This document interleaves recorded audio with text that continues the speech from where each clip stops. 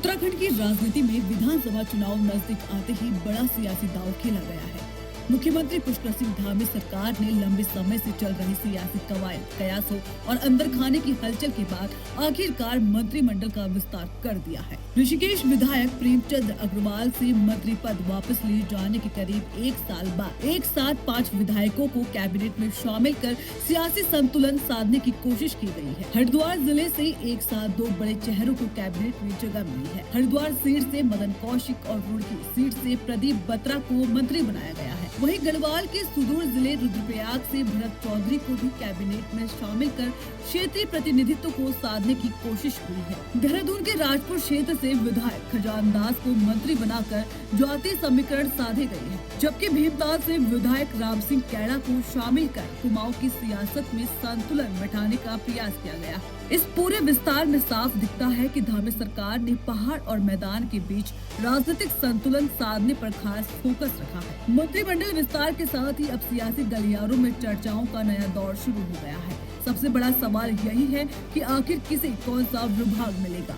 क्या धामी सरकार मंत्री पदों की तरह ही पोर्टफोलियो के बंटवारे में भी क्षेत्रीय और जातीय समीकरणों को प्राथमिकता देगी?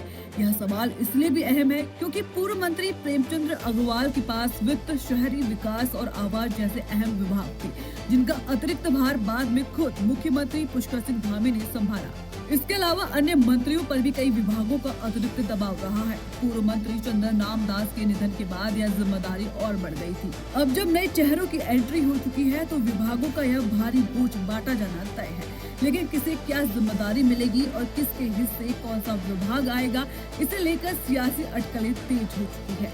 हरिद्वार जिले में अहम विभागों को लेकर खासा दबाव देखा जा रहा है। कयास लगाए जा रहे हैं कि क्या मदन कौशिक एक बार फिर शहरी विकास और आवास जैसे अपने पुराने विभाग हासिल कर पाएंगे या इस बार उन्हें नई जिम्मेदारी दी जाएगी।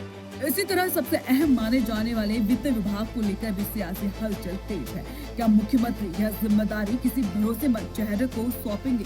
रुड़की विधायक प्रदीप बत्रा की भूमिका क्या होगी? रुद्रप्रयाग से भरत चौधरी और भीमताल से राम सिंह कैड़ा को कौन से विभाग मिलेंगे? इन सभी सवालों पर राजनीतिक गलियारों में चर्चाएं चरम पर है। वहीं परिवहन जैसे विभाग को लेकर भी यह देखना दिलचस्प होगा कि सरकार परंपरा को आगे बढ़ाती है या कोई नया सियासी प्रयोग करती है। फिलहाल सबकी नजरें इस बात पर टिकी है कि विभागों के बंटवारे में मुख्यमंत्री पुष्कर सिंह धामी कौन सा सियासी समीकरण साधते हैं और किसे कितना बड़ा दांव मिलता है।